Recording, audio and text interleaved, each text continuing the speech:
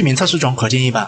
从晚上11点到凌晨12点半，再到半夜2点、半夜3点半，孩子一刻也不愿离开母亲，含针头走的是2个人的睡眠。即使重如千斤，有一种爱从最开始就无法放手。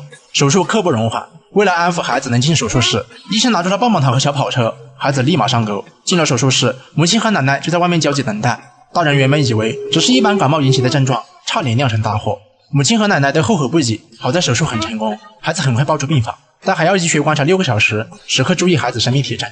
医生也间隔2个小时就去检查一次，而这一晚孩子睡得格外香甜。有时候带来美梦的是温柔夜色，是星星，是月亮，更是医者仁心。